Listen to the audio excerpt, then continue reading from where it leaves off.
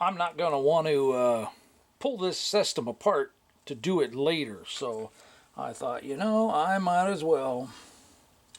I could go upstairs and take a scan, but it doesn't have to be that accurate. And honestly, this this design would be easy enough to just simply draw it in CAD. So that gives me the basic shape. So I've worked with Datsuns for so long, and a lot of the stuff is metric. That looks like 3 1/4.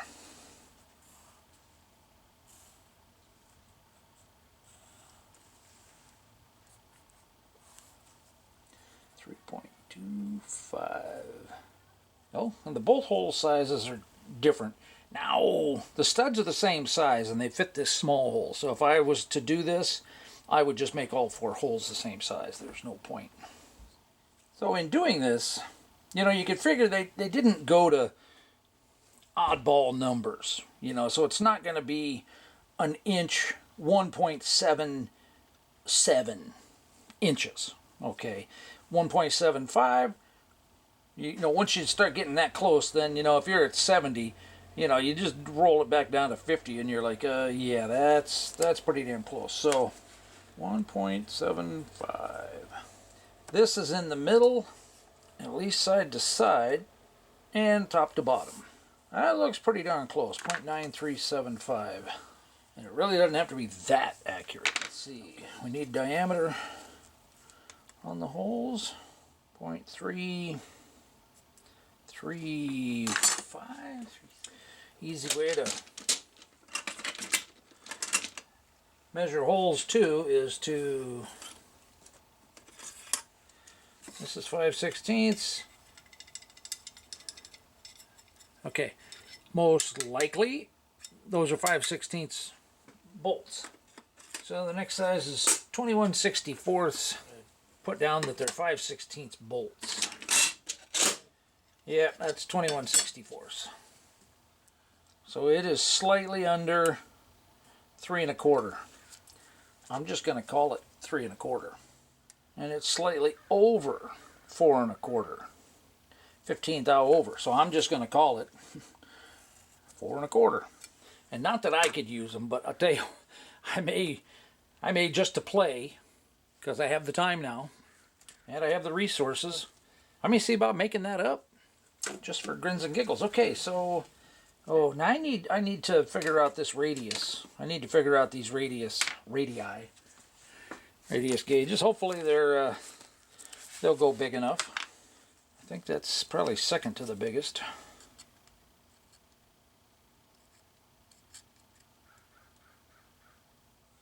A hair on the big side. This is 15/32, so that's almost a 1/2 inch. So I'm going to bet that this one is a 1/2 inch. Oh, yep, 1/2 inch. Okay. Now bigger. I think that's the wrong way. Yep, definitely. Okay.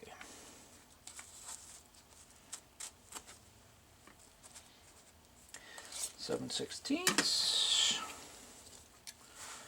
And it's easier to do it over the yellow paper because, and that one's a little too tight. So the difference I'm seeing here is I'm seeing a gap when it's too tight. I'm seeing a gap here inside the radius, and when it's too big, I'm seeing it's going up against, and that center is touching, and the legs don't quite touch. That's 7/16. So let's try 13/32. Oh, which is even smaller. Oh yeah, because this is 14/32. This is 13, so this is definitely smaller. So let's go back to the one just small. I could just make it a 1/2 inch. It's not like that's gonna really affect anything. I can't see very well, but that's perfect. So let's call it 15/32. Neither the mill nor the CAD, nothing's going to care. Seconds. What is 15/32? That is 0.468.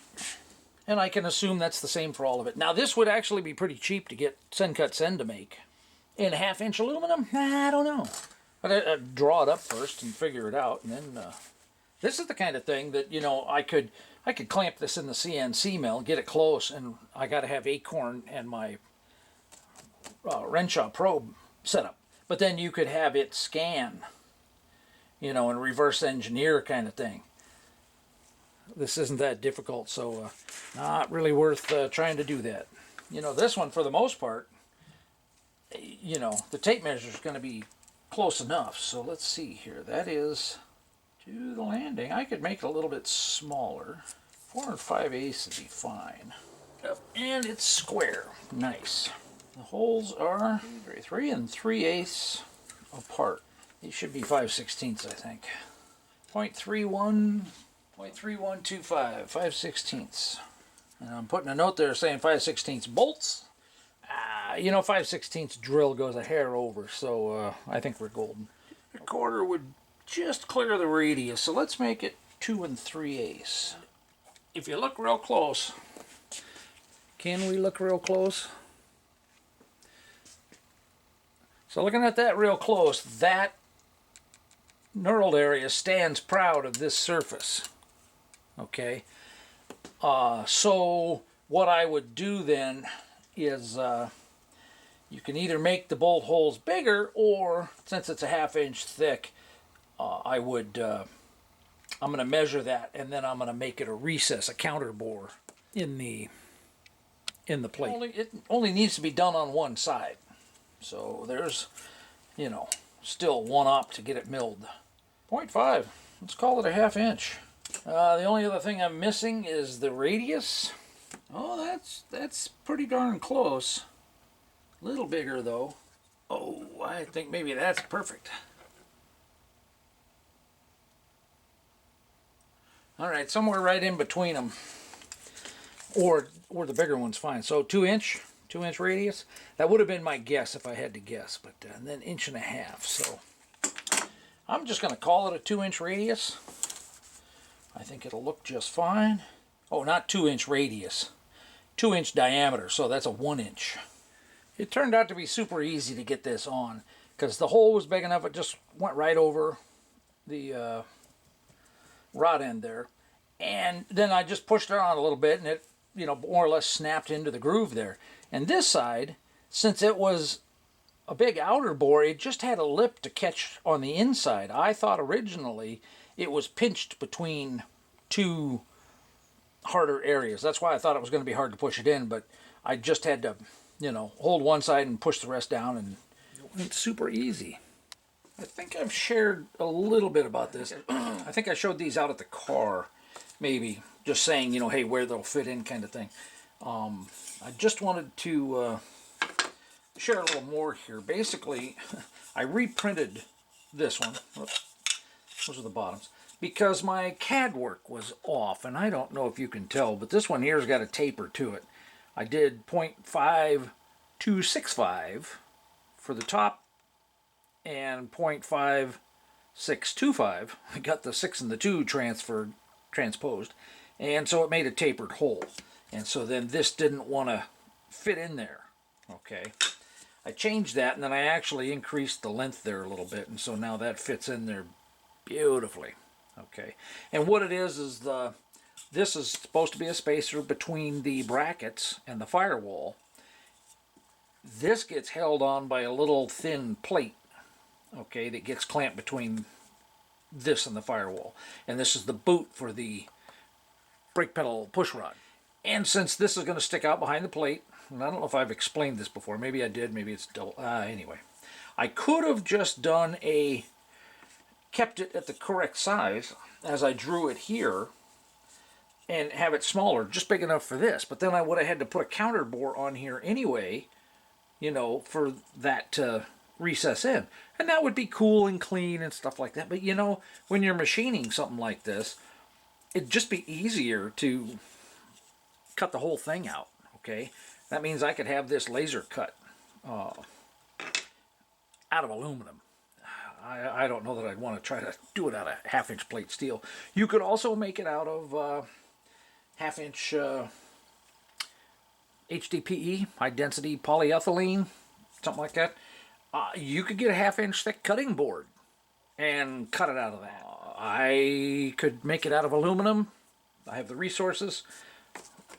So, but I'd have to look, you know, because 2 3/8 inch thick cutting boards, you know, one of each of these, that would probably be enough to get it off the firewall to begin with, because it was about a 3/4 inch difference.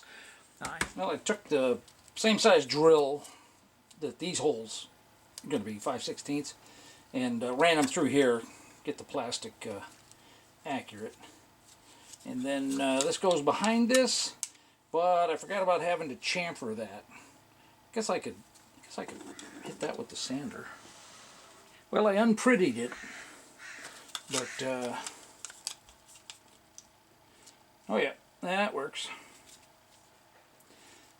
So you can see that the holes line up. That allows the rubber to fit inside there and for it to mate up. So I'm gonna go throw it in the car and let's see if the bolts line up. All right, still need some kind of foam gasket behind there, but obviously the metal plate will go on. Oh, look at that. You know, it might need to be 3/8 of an inch, because yeah, putting this on would just allow the head of the bolt to come out, meaning the threads would be fully engaged. And by the time I put that other bracket on, then these are they're gonna be too short. So I'm glad I didn't machine one. Of course, if I did, I could just put it back in the mill and shave 1/8 of an inch off. So I figured I'd go ahead and reprint it. Just for grins and giggles, it's, I don't know, 50 cents, $1, maybe $2 worth of filament. So I reprinted the holes at more the correct size. Okay, this is the size that I opened them up for, 21/64. Oh, and that's still even a hair small there. I think the next size bigger didn't fit, so, you know, no telling what they stamped those to, but, you know, and then I had the bevel on there, so I went ahead and added the bevel, the chamfer. And let's see here, if I take the drill, okay, it's pretty dang close to the printed size. 3 prints, instead of, had I machined it out of the first one, I had the hole off here, I had these off, the chamfer wasn't there. The first reprint, I figured this out, and then I was able to mount it up and realize, oh shoot, I needed that. So 2 oops, hardly cost me anything. And it printed while I was doing other stuff, so time-wise, that wasn't even a cost. I think what I'm going to do is I'm going to go ahead and mock it up with the spacers, basically just to prove the point. Then I'll take it back apart and I'll put it back up, because I want to find out if the shorter push rod will line up with the brake, with where I want it, the brake pedal. So you can see that goes on easily now. Well, to get the right angle, I kind of got to go handheld here for a minute. But, okay, so there's the spacer. There's the other spacer. Now, it would take both of them to get the original bell crank. Okay, mine has tons of clearance right now. So I think you can see that there's plenty of room there, but I shortened the bell crank. So keep in mind that the bell crank originally stuck out 3/4 of an inch behind this plate. So I suppose I should actually get a tape measure, a ruler, and see if I can measure just how much space is there right now. The studs down there appear to have enough room. I could put the 1/8 inch back on, especially since the locking washer is between the nut and the steel piece, as opposed to a nylock where the locking mechanism would be at the top of the nut. But keep in mind that there's supposed to be a foam gasket and that other thin plate in there. And so between the two of those, I think we're probably good. All right, well, if anything, it appears to be a good 1/2 inch to the firewall from the back of that plate. So I've got a 1/2 inch between the firewall and this part of the bracket where the bell crank stuck out. Now, I keep calling it a bell crank, whatever it is, push rod bell crank. That piece going from there to there is a bell crank. Anyway, it stuck out 3/4 of an inch. Okay, and so I was thinking, dang, a 1/2 inch isn't enough. I'm still missing 1/8 of an inch. And then it finally dawned on me as I was pulling it out. It was like, oh, it should be a 1/2 inch further away because I have this spacer in. So with this spacer in, that bell crank in the original length would only stick out a 1/4 inch, which means that the 1/2 inch spacing I have from here to the firewall, I should have a 1/4 inch of space with the bracket, with the spacers just this way between this bell crank and the firewall. These two spacers fit on with the nuts and everything like that the way they're supposed to, and you could do this without having to shorten the push rod in here like I did. Okay, I'm certainly not going to go buy another one to prove this point any further, beating a dead horse here for something that really doesn't affect me. Okay, I'm more or less figuring this out for the next guy. Let's call it pay it forward, whatever. It's just my curiosity because it really kind of bothered me that I had to modify this. So now I got to pull the spacers out and mount it back up so I can check the push rod to the pedal and see if the pedal's where I want it.